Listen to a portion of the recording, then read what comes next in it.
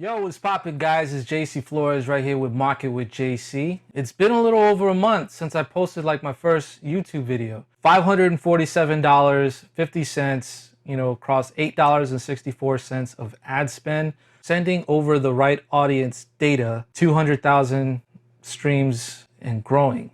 Juggling between the stock pricing of cost per conversions, variable interest targeting, my song I See the Light garnered over 200,000 streams. Where is it? Oh, it's right here. On my song I See the Light. I went hard on my budget for this campaign with a total budget of $547.50. The creatives used were a lyric video that I edited, as well as breaking down that lyric video into 15-second intervals that would hopefully cause a pattern interrupt on the user seeing the ad. What's a pattern interrupt? Well, it's creating and designing an ad, whether through video, if you have like a cover art and you're using like some of that static image stuff, essentially trying to encourage a user to stop scrolling on their phones and to kind of like focus and see what's going on with your ad. Research has said that, if you can get somebody to stop scrolling, there's a high chance of them that they're going to go on and continue looking at whatever message or ad that you're trying to place in front of them. The sample of the lyric video, it's right here. It was a lyric video that I wanted to kind of compile together based off of the representation of my song. Initially last year when I had COVID, it was a very, very tough experience for me. I just didn't think that I was going to make it out. And my mom, really got me through that. So shout out to my mom. I love you. It's a song that inspires growth, inspiration, the willingness to continue moving forward and striving for success. I was trying to figure out what made this campaign so successful and interesting, but I digress. There were many parts that were harmoniously working together to deliver the best possible experience on the fan that I was looking to attract for my song I See the Light. Do the visuals really matter? Yes and no. If your visuals match with your ad copy, the messaging that goes on, they first see the ad and they read that headline on top of your video or photo, that would be considered your ad copy or your primary text. No, in the sense, depending solely on the visuals can lead to wasted ad spend and breaks in your campaign that can be detrimental to you in the long term of your campaign.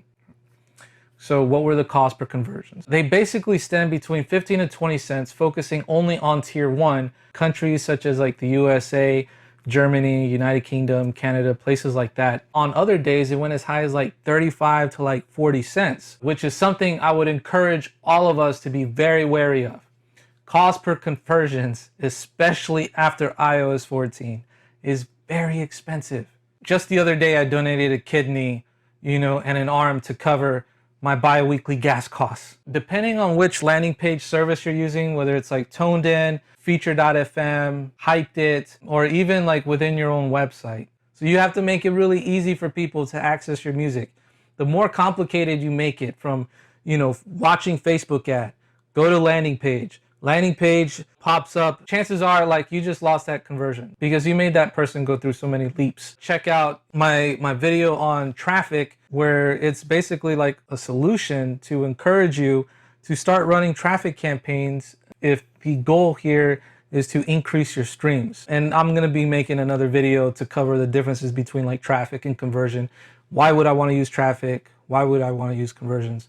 But I digress. Number 1, ensure that your landing page inside Events Manager under the Test Events tab is firing. You're seeing the visits, you're seeing the clicks, or you're seeing the page views, and you're seeing the view content. Number 2, ensure that you see your pixel firing, that smart link visit, smart link click, or that page view, or that view content. Number 3, spend time understanding your audience by researching about them. What other artists may they be interested in listening to?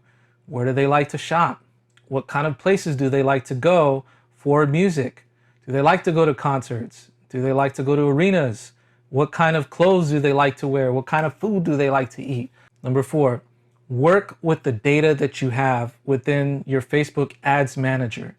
If you ran previous campaigns, look at creating custom and lookalike audiences and split test them. to see between, like which of the two works best.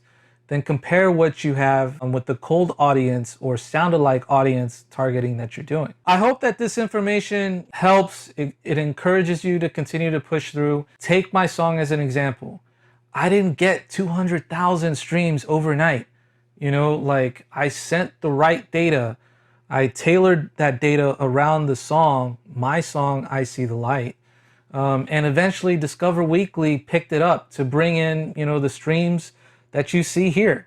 Thank you so much for watching. If you'd like to find out more information on how you can grow your music, your brand across Spotify, your website, hit me up in the description below. I have a link where I provide coaching, mentoring, and consultation sessions, tech setups to get you going and running for your Facebook ads in regards to Spotify, Apple Music, SoundCloud. You pick, we talk about it. If you have any comments, if you have any questions, feel free to comment and ask your questions below. I answer every single question. I hope to see you soon. Be on the lookout for that next video. All right?